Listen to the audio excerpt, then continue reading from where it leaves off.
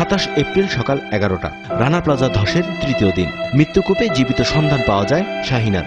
Vertical এবং horizontally প্রায় 75 foot গিয়ে উদ্ধারকর্মীরা পৌঁছায় তার আটকে থাকার জায়গায়। শাহিনা ম্যাডাম, আপনি ঠিক আছেন?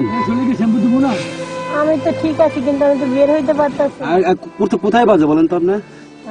কোথায় বাজে? এই যে এইখানে আর এইখানে। ওইখানে বাজে না? উপরে ঠিক আছে? হ্যাঁ, উপরে ঠিক আছে না? আপনার শক্তি ক্ষয় করেন, অসুবিধা নাই। আমাদের লোকজন দেয় কাটবো। 14টি হাইড্রোলিক জগে ঘিরে থাকা এই মা নিজের জীবন বাঁচাতে চেয়েছিল সন্তান রবিনের জন্য। কই আপনি? এই যে আমি আপনার লাইটে আমার পুরো চেহারা দেখতেছে। তো আপনার নাম হলো শাহিনা না? এই বাড়ি যদি কোথায়? বাড়ি বরিশাল। বরিশাল? ইয়ে না বললেন কুষ্টিয়া?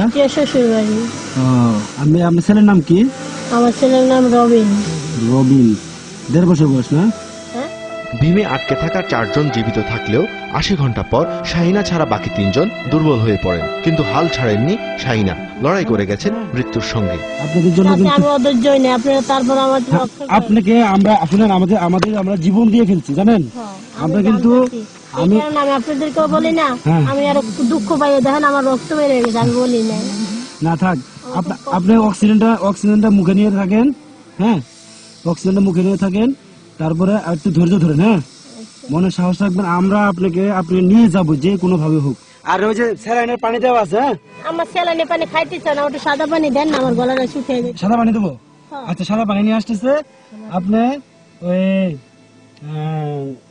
গ্লুকোজের পানি দেওয়া আছে, সাদা পানি খেলে আপনার লাভ হবে না, একটু কষ্ট করে হলেও গ্লুকোজের পানি আছে, সাদা পানি দেন না, ওগুলা থেকে গন্ধকে আমি খাইতে পারি না, আমার গলা শুকিয়ে যায়। আর মাত্র 3টি রড কাটতে পারলেই উদ্ধার হবে শাহিনা, কিন্তু তখনই আগুন কেড়ে নেয় হতভাগিনী মাকে।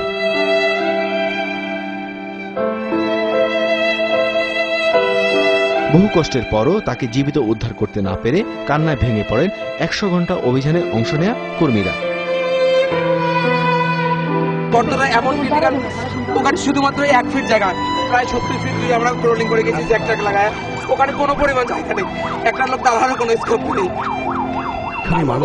তার কতক্ষণ সময়? আমি স্যার বারবার মিথ্যে কথা বলছিলাম, স্যার 1 ঘন্টার মধ্যে হবে, 1 ঘন্টার মধ্যে। সকাল থেকে আমরা কাজ করতেছি, ওই মেয়েটা বারবার বলছে, স্যার আমার 1.5 বছরের বাচ্চা আছে, আমাকে না বের করে আপনারা যাবেন। আর শাহিনাকে উদ্ধার করতে গিয়ে আগুনে পুড়ে যায় মানবতার প্রতীক আজিজ কায়কোবাদের শরীর। শেষ পর্যন্ত উন্নত চিকিৎসার জন্য সিঙ্গাপুরে নিয়েও বাঁচানো যায়নি তাকে। 20 দিনে ধ্বংসস্তূপ থেকে ফায়ার সার্ভিস কর্মীরা জীবিত উদ্ধার করেন 2438 জনকে।